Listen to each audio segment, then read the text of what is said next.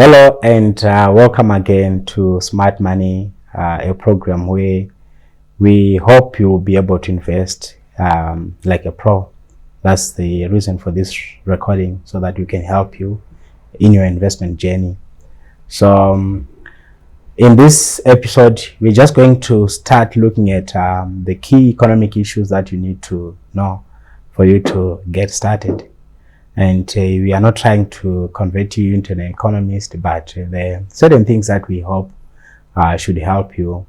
So one of the major economic indicator that you need to know is the GDP. That's the gross domestic product. So look at it as the measure of total output in an economy, or the measure of production or economic activity that is taking place in the economy. Bearing in mind that the economy has got different segments, so others are involved in agriculture, there are some who are into mining and different kind of activities. So when you sort of aggregate or add together all these activities, what you get in terms of the output or the income from these different areas is what economists call GDP growth. And I think just think of it as the measure of economic activity.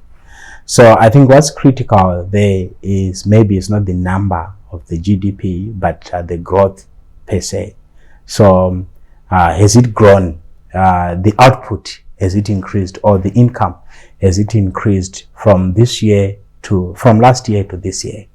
And whenever you are seeing an increase, that's taken as a positive development that you want to know as an investor.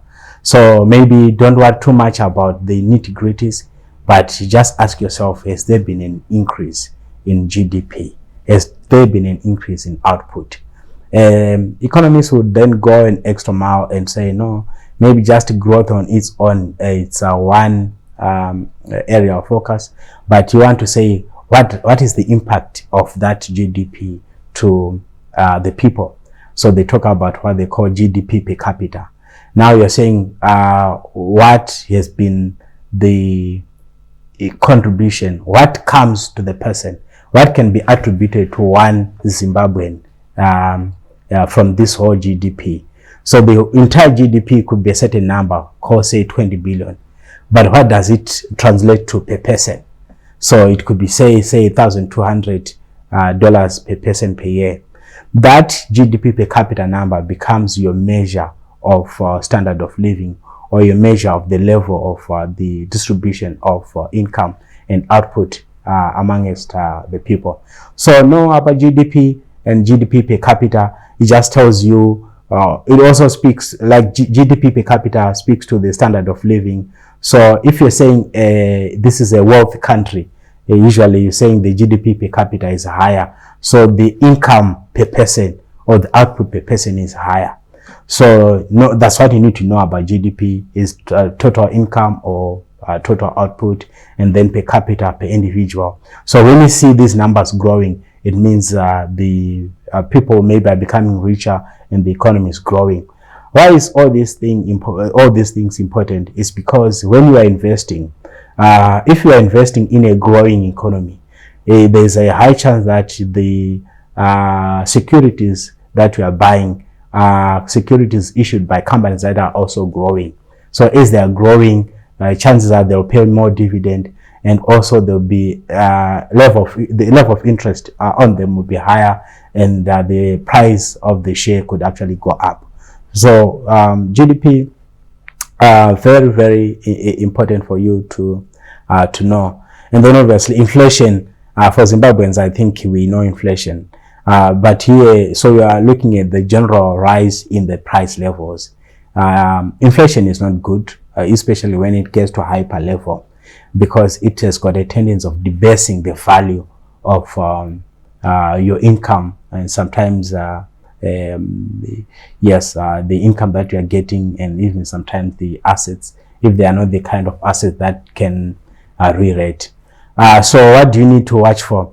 Watch for, if inflation is being controlled, it speaks to stability it means it becomes easier for you to predict the amount of profitability or even the revenue that the company whose securities you hold will generate.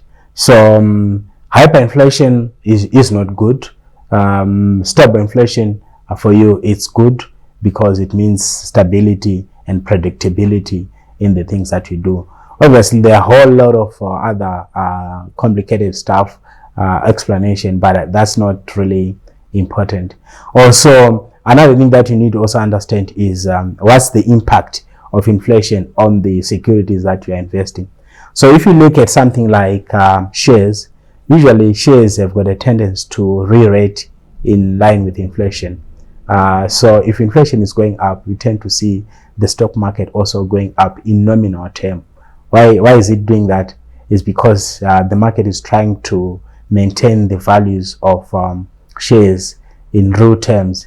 That is after taking care of inflation. So trying to maintain. So that's why you tend to see in hyperinflationary times, the stock market will be going up and up and up. And this going up and up is not being driven by fundamentals. By fundamentals, we mean the performance of the companies and the expectation that the economy is growing. It's being driven by the need for people to hedge. So you hear people talking about hedging. Hedging is to try and protect yourself from the impact of what? Of inflation. So GDP and inflation are very important. Maybe lastly, for this segment, just talk about the level of interest rate. Interest rate affects fixed income instruments. So I think the focus here has been on listed shares because that's the major, if not the only securities that we have. Obviously, we have also ETFs, but it's mostly listed shares. But in other markets, and I hope at some point even here, we'll start having fixed income instruments. These are more like loan type, or the ones that promises to pay interest within a certain period, over a certain period, within certain frequencies, and also paying back the amount of investment that you would have put in, of which we don't have many like that. But the level of interest is important because it also speaks to the cost of borrowing. Remember, the companies that we are investing in, they also borrow sometimes. So when interest rates are going up, borrowing becomes very expensive for them.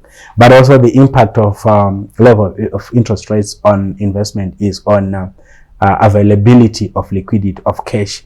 So if borrowing rates are going down, investors have got an opportunity to borrow money and use that money to invest on the market and using whatever options are there.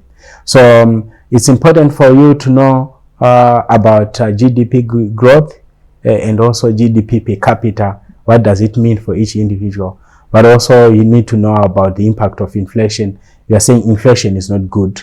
Inflation, it erodes the value of your income. It erodes even sometimes the value of your assets if your assets are not the type that can hedge. It forces you to go in some sort of a defensive hedging kind of mode. And then you say interest rates are another area that you need to look at. So I think for now, let's end there. And then in the next segment, we'll look at other key economic issues that you may need to look at. Thank you very much for watching. And we invite your comments again. And also remember to like our Facebook page and to subscribe to our YouTube channels.